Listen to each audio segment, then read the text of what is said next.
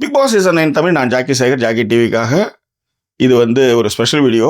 கனி வந்து narcissist behaviour யார், கமருதீன் அப்படின்றத சொல்லுவாங்க. அது குறித்தான ஒரு வீடியோ தான் இந்த எபிசோடில் பார்க்க போகிறோம். அதுக்கு முன்பாக இந்த தளத்தை இதுவரை சப்ஸ்கிரைப் பண்ணாதவங்க சப்ஸ்கிரைப் பண்ணுங்கள், லைக் ஷேர் பண்ணுங்கள். ஸோ விரிவான ஒரு பார்வைக்கு ஸ்டேட் வித் அஸ்.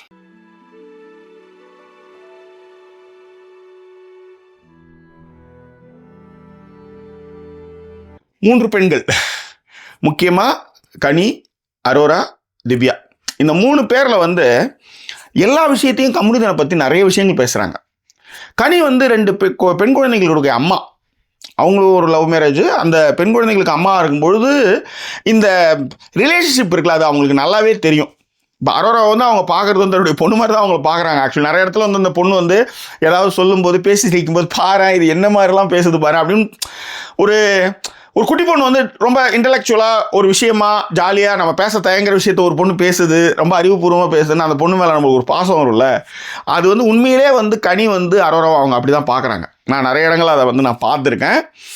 இன்னைக்கு வந்து இந்த கமருதீன் வந்து என்கிட்ட பேசலை, நான் உன் மேலே வந்து என்னை நீ லவ் பண்ணலை. அதாவது கமருதீனுடைய விஷயம் என்னென்னா, அவன் வந்து என்கிட்ட நான் விலகி போனாலும் என்னை ஃப்ரெண்ட்ஷிப்பாக இருன்னு தொல்லை பண்ணுறான். நான் நகர்ந்து போனாலும் என்னை விட மாட்டான். நான் என்ன பண்ணுறது சொல்லுங்க அப்படின்னும் போது கனி சொல்லுவாங்க, அதாவது நம்ம அடிக்கடி சொல்கிறதா, நம்ம நல்லவனாக இருக்கிறது மட்டும் பிரச்சனை இல்லை, நல்லவனாக இருந்தாலும் யாரை நம்ம தேர்ந்தெடுக்கிறோம், யார் கூட நம்ம பழகிறோம், யார்கிட்ட நம்மளுடைய உண்மைகளை சொல்கிறோம் அப்படின்றது ரொம்ப ரொம்ப முக்கியம் இந்த உலகத்தில். அது வந்து நிறைய இடத்துல வந்து நம்மளை மாட்டி விடுறதுக்கான விஷயமாகவே அது மாறிடும். நம்ம நல்லது செய்ய போவோம், நல்லது விஷயமா செய்ய போவோம். ஆனால் அவங்க நம்மளுடைய விஷயங்கள் எல்லாத்தையும் கேட்டுக்கிட்டு அவங்க வந்து நம்மளே வந்து தூக்கி போட்டு மிதிக்கிறதுக்கான விஷயங்களையும் பண்ணுவாங்க, நம்மளை டீக்ரேட் பண்ணுற விஷயங்களும் பண்ணுவாங்க. இந்த மாதிரி அதில் நிறைய விஷயங்கள் இருக்குதுன்னு வச்சுக்காங்களேன். ஸோ இந்த விஷயத்தை பொறுத்தவரை கனி வந்து சொல்லுவாங்க, பாய் ஃப்ரெண்டு தேர்ந்தெடுக்கிறதுலையும் சரி, நண்பனை தேர்ந்தெடுக்கிறதுலையும் சரி ரொம்ப ரொம்ப கவனமாக இருக்கணும். அது ஒரு அற்புதமான ஒரு வார்த்தை சொல்லுவாங்க. அதாவது பாய் ஃப்ரெண்டை கூட தூக்கி போட்டுடலாம், போடா உனக்கு எனக்கு செட் ஆகலை அப்படின்னு. ஓகே, ஆனால் நண்பனை தூக்கி போகிறது ரொம்ப கஷ்டமாக இருக்கும். ஏன்னா நண்பன்றவன் ரொம்ப நாள் நம்ம கூட ட்ராவல் பண்ணுறவன், அவன் வந்து எல்லா விஷயமும் நம்மளுடைய உள்ளும் புறமும் அகமும் எல்லாமே தெரியும். அப்படி இருக்கும்பொழுது பாய் ஃப்ரெண்டாவது இப்போ பழகுவான், கண்ணவனாரா அதுக்கப்புறம் பாய் ஃப்ரெண்டு பழகிறான், அவ்வளோதான். அவங்க கூட இப்போ தான் டேட் போகிறோம், அவங்க கூட இப்போ தான் புரிஞ்சுக்கிறோம். ஆனால் நண்பன் அப்படி கிடையாது. சின்ன வயசுலேருந்து வருவான், கூடயே இருப்பான், நம்மளுடைய பேங்க் பாஸ்வேர்ட்லேருந்து எல்லா டீட்டெயிலும் அவனுக்கு தெரியும். நம்மளுடைய வீட்டுடைய சூழல், நம்மளுடைய அந்தரங்க விஷயங்கள் மொத்தம் கொண்டு நண்பனுக்கு தெரியும். அதனால தான் நட்பு உடையிறதையோ நட்பு சாகிறதையோ நிறைய பேர் விரும்ப மாட்டாங்க.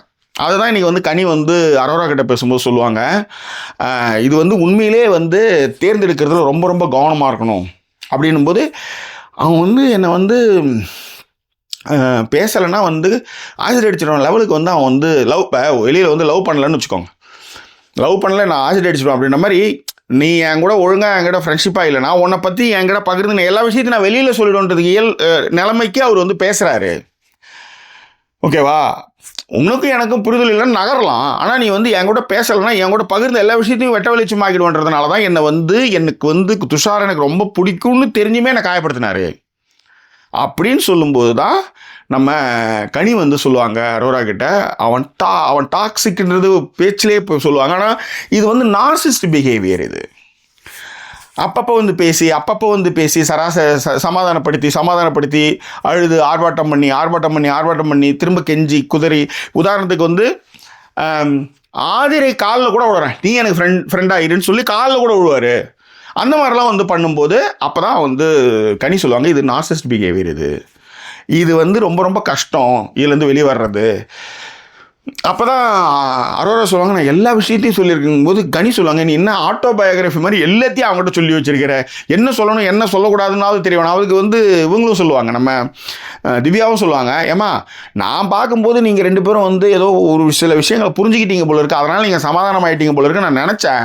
ஆனால் நீங்கள் என்னென்னா கடைசியில் இவ்வளோ ஒரு விஷயத்தை போய் சொல்லி வச்சிருக்கிற, இப்போ வந்து மிரட்டல் பண்ணுற அளவுக்கு வந்து பண்ணிகிட்டு இருக்கிற. அப்போ திவ்யா சொல்லுவாங்க, என் குரலை கூட வந்து பயங்கரமாக வந்து நக்கல் விட்டாங்க. அது மட்டும் கிடையாது, நீ சோறு தின்றியா வேற ஏதாவது தின்றியா அப்படின்ற அளவுக்கு வந்து பண்ணாங்க. ஸோ இப்போ இந்த விஷயத்தை வந்து நம்ம கேட்டேன்னு வச்சுக்கோ, என்ன சொல்லுவாங்க, சாரி சொல்லிட்டு போயிட்டே இருப்பாங்க. ஆனால் நம்மளுடைய வீக்னஸ் அவங்க தெரிஞ்சு வச்சுக்கிட்டு தான் அதை நம்ம கூட பழகி நம்மக்கிட்ட இருந்து கிராஸ் பண்ணுறாங்க. அதுதான் அவங்களுடைய பெரிய டேலண்ட்டு, பெரிய விஷயம். அது நம்மளுக்கு புரியாத இருக்கிறதுனால தான் அவங்க வந்து நிறைய விஷயங்கள் இந்த மாதிரி வந்து பண்ணிக்கிட்டு இருக்காங்க.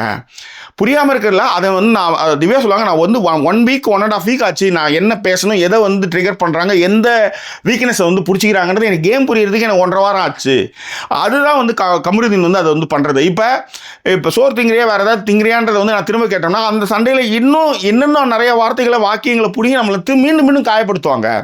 அதுதான் வந்து கமருதீன் பண்ணுற ஸ்ட்ராட்டடிக்ஸ் அப்படின்றத வந்து திவ்யா சொல்லுவாங்க. ஸோ கனி அப்போ தான் சொல்லுவாங்க, ஒரு 1.5 மாதம் இன்னும் இருக்குது, முடிச்சுட்டு ஃப்ரெண்ட் நான் தான் என்னென்னு இருக்க போகிறேன், ஒரு 1.5 மாதம் இருந்துட்டு நான் கண்டிப்பாக கிளம்பிடுவேன். எல்லாத்த விட அரோரா கிட்ட ஒரு நேர்மை இருந்துங்க. நான் எவ்வளோக்கு எவ்வளோ துஷாரை வந்து நான் வந்து நேசிச்சனோ, எவ்வளோக்கு எவ்வளோ துஷார் மேலே எனக்கு ஒரு அன்பு இருந்ததோ, இவன் கூட பழகி இவன் வந்து அந்த விஷயத்தெல்லாம் வந்து நாரடிச்சதுக்கப்புறம் எனக்கு துஷாரை பார்க்காமலே கிளம்பிடலாம். ஏன்னா அவன் எப்போ போயிட்டான், அவனை நான் நினச்சிட்டு இருக்கேன். அவன் வந்து திரும்ப வந்தாலும் வந்து இது வந்து இந்த மாதிரிலாம் நடந்ததெல்லாம் வந்து பார்க்கும்போது எனக்கு அவன் மூஞ்சில் முடிக்கிறதுக்கு எனக்கு அசிங்கமாக இருக்குது. இது வந்து அதாவது தாம் பேர் நான் உன் பேரை எடுக்கக்கூடாதுன்னு நினைக்கிறேன். ஆனால் உன்னை பற்றி உனக்கும் எனக்கு இருந்த ஒரு ரிலேஷன்ஷிப்பை வந்து நான் வந்து கமருதீன்ட்டு சொன்னேன். ஆனால் அதையே வச்சு என்னை கார்னர் பண்ணி என்னை காலி பண்ணிட்டாப்ல. அப்போ தான் வந்து திவ்யா சொல்லுவாங்க, இது கேம், புரிஞ்சுக்கோ வராரா, எல்லாத்தையும் வெளிப்படையாக சொல்ல முடியாது, கேம். ஏன்னா உங்ககிட்ட பழகி உன்னுடைய விஷயங்கள்லாம் எடுத்து உன்னை கார்னர் பண்ணுறது கேட்டால் அது கேம்னு சொல்லி தப்பிச்சுவாங்க. இல்லை, பேசிக்காக அப்படி செய்கிறது வந்து இந்த மாதிரியான நேச்சுரல் உள்ளவங்க தான் அதை பண்ணுவாங்கன்றது தான் கனி அதை சொல்லுவாங்க. ஆக்சுவலாக புரியுதுங்களா, அது கேம் தான், ஆனால் கேம் தான் சொல்லி தப்பிப்பாங்க. இப்போ இன்றைக்கி வந்து மைக் மாட்டின விஷயத்துக்கே வந்து கமருதீனும் பார்வதியும் பேசுனதே வேறு மாதிரி பேசினாங்க.